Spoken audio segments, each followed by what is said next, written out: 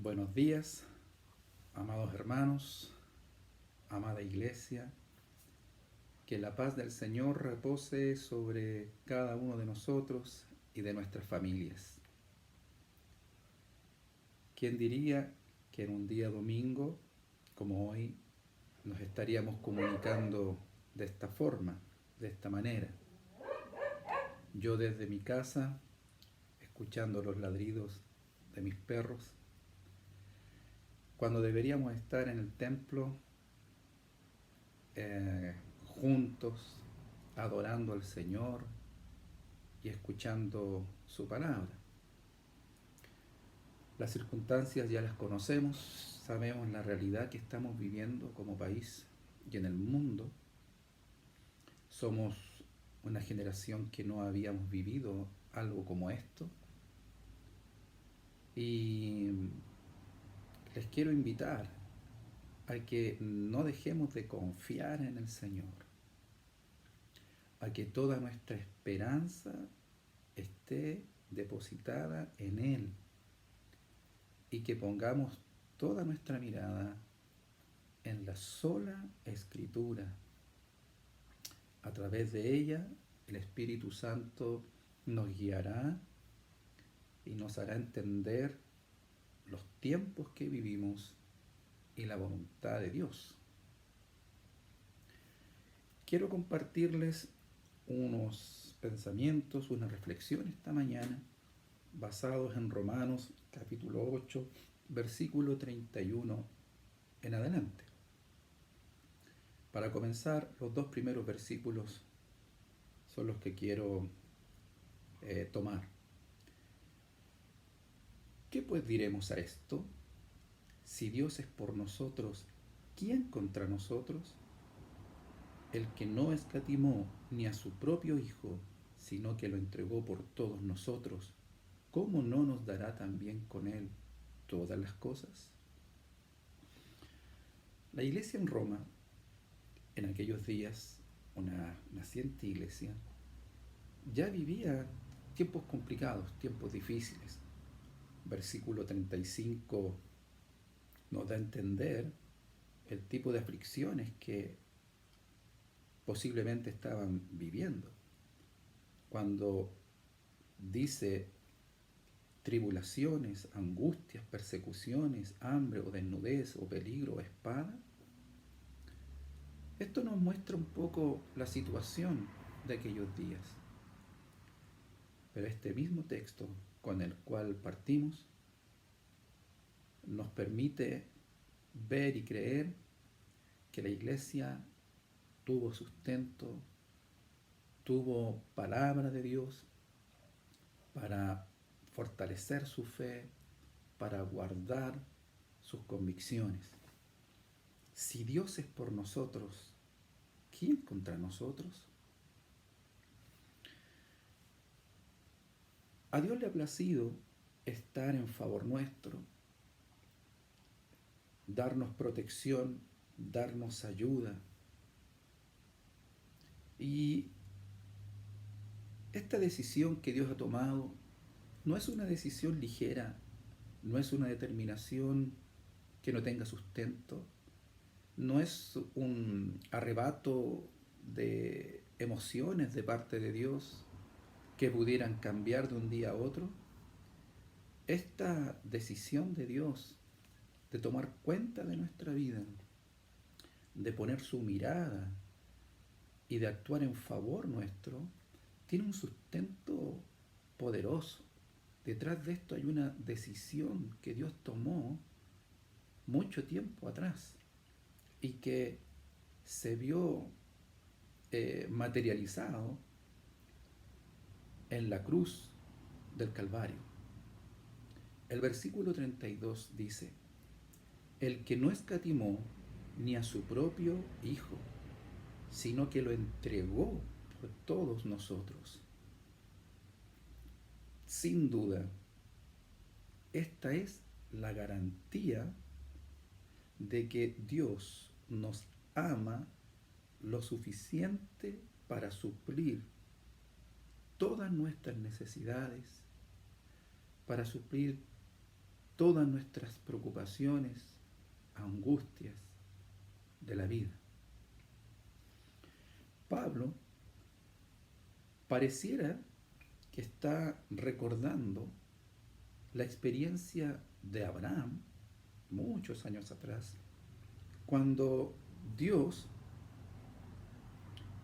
le pide o le manda sacrificar a su hijo.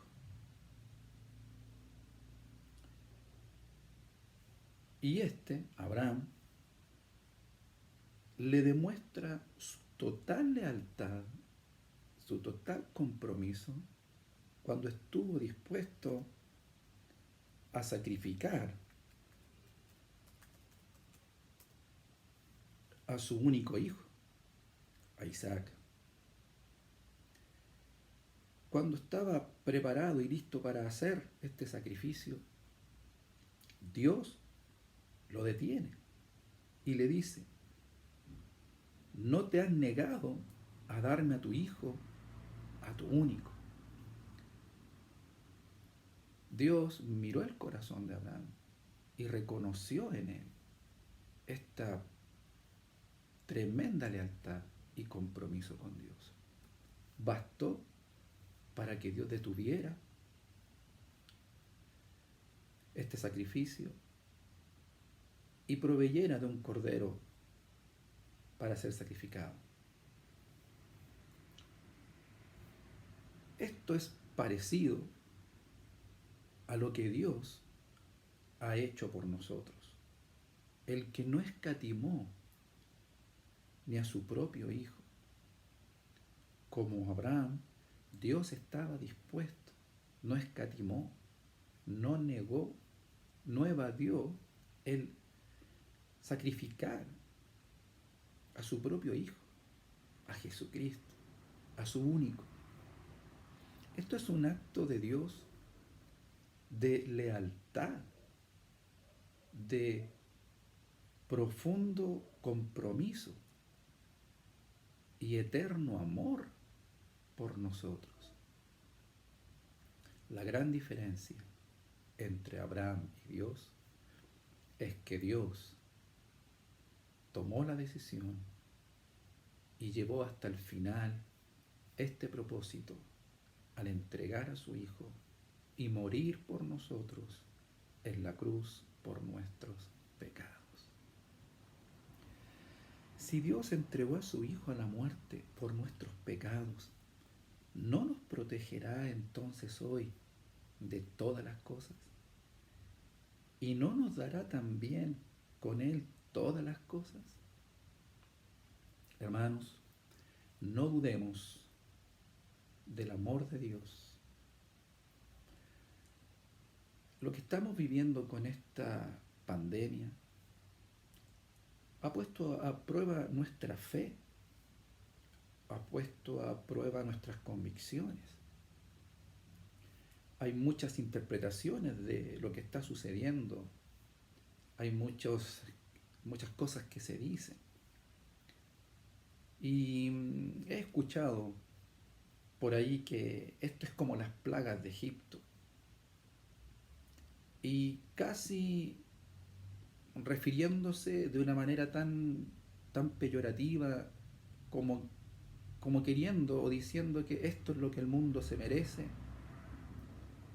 Y como que nos polarizamos también con el pensamiento.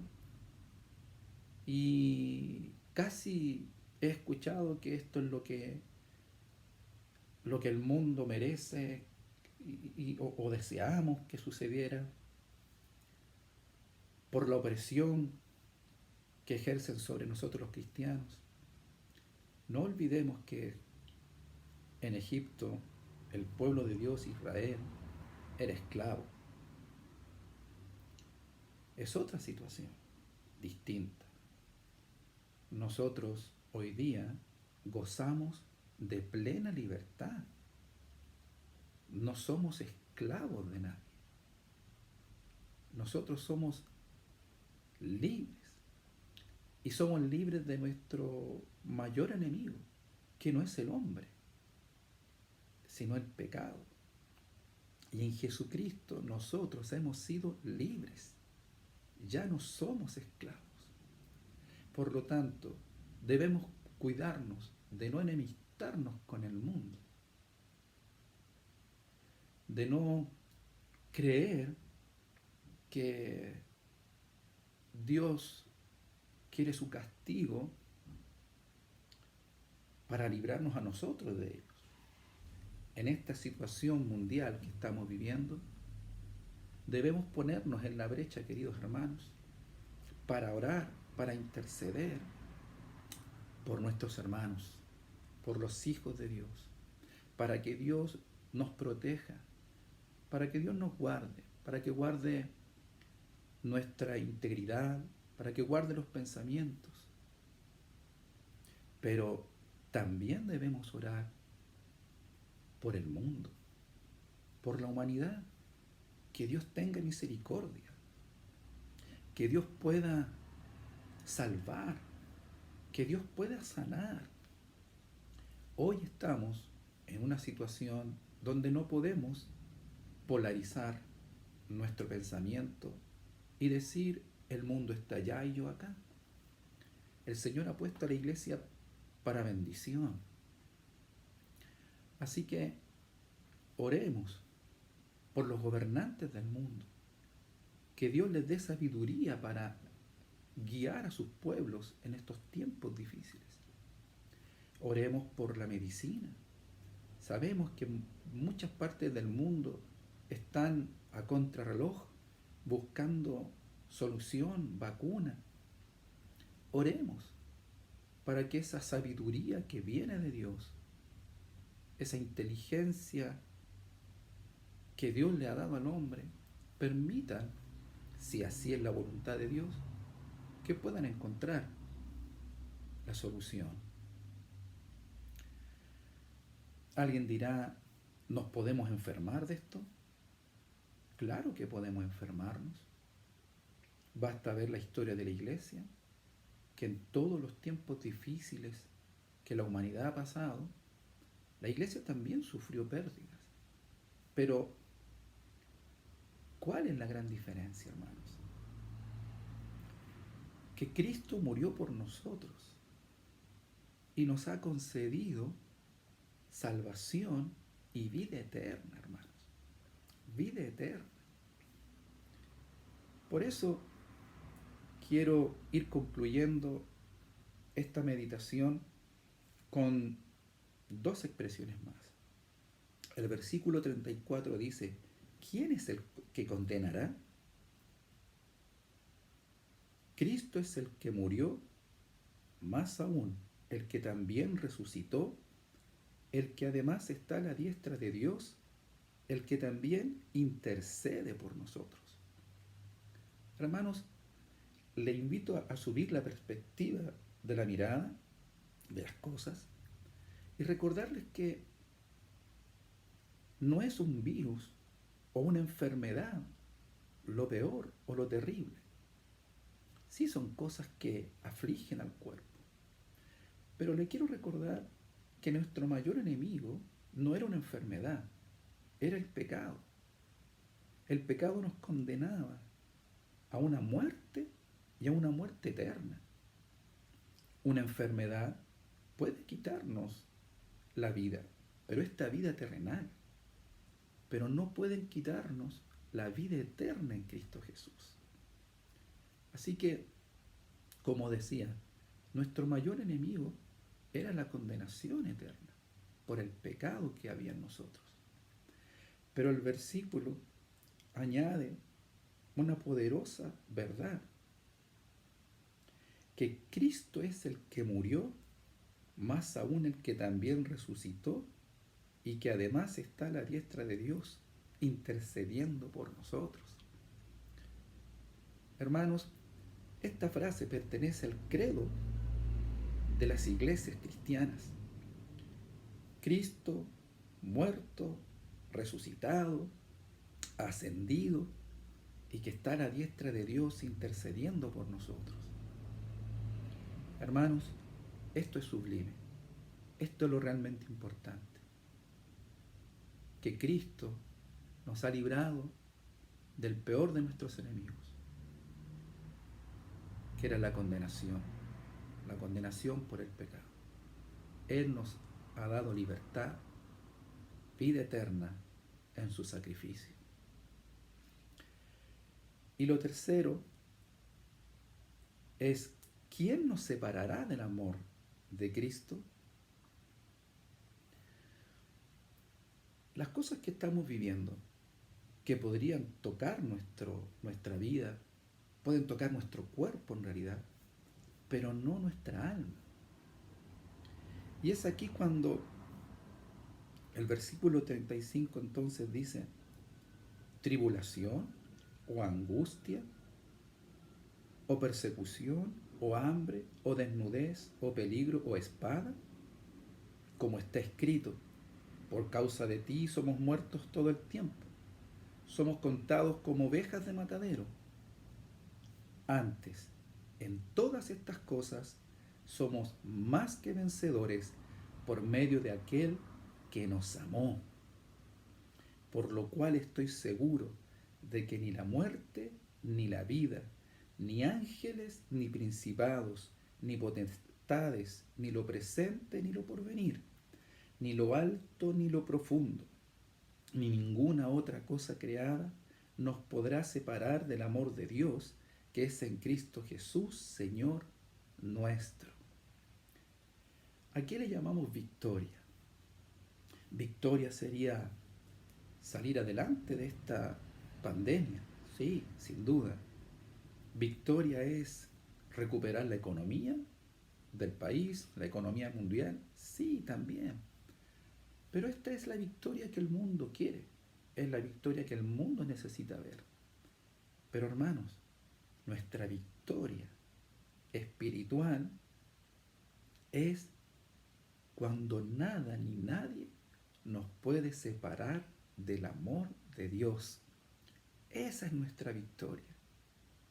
Que ni tribulación, o angustia, o persecución, o hambre, o desnudez, o peligro, o espada, o la muerte, o la vida, ángeles, principados, potestades, lo presente, o lo porvenir, lo alto, o lo profundo, o alguna otra cosa creada, nada de aquello nos podrá separar del amor de Dios, que es en Cristo Jesús, Señor nuestro. Esta es la gran victoria de nuestra vida.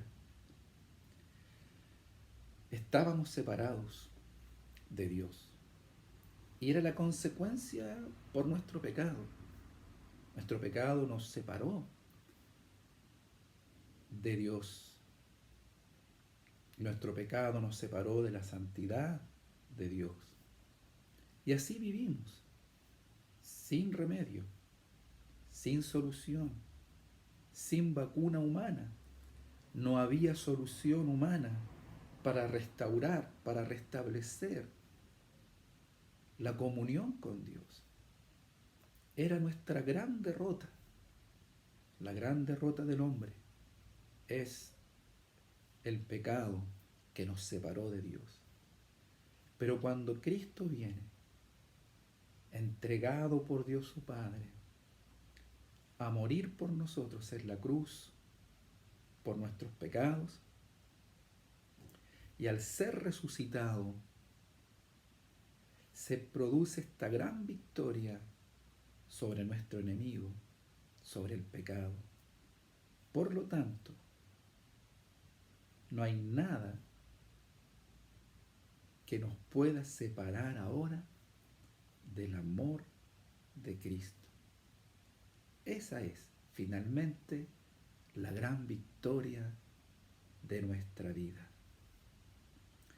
Amados hermanos, que el Señor nos guarde, nos bendiga, que esta palabra pueda animar nuestro corazón, pueda fortalecer el hombre interior en este día. Le invito a que podamos estar unidos en oración, durante este tiempo. No perdamos el tiempo. Recuerde que somos iglesia en casa. Así que aprovechemos bien el tiempo.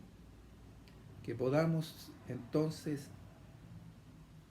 buscar los tiempos, las oportunidades para orar, para interceder por la iglesia, por nuestra nación, por las iglesias en el mundo, por todos nuestros hermanos que están sufriendo las consecuencias de, de esta pandemia. Si a Dios le place guardarnos, sin duda lo hará, sin duda lo hará. Oremos también por el mundo, por el prójimo. Que Dios tenga misericordia, que puedan ver de alguna forma la gloria de Dios, para que puedan arrepentirse de sus pecados, entregar su vida al Señor y reconocerle como el único Salvador de sus vidas. Un abrazo, el Señor es con nosotros y estaremos en comunicación y en comunión a través del Espíritu. Que el Señor nos bendiga.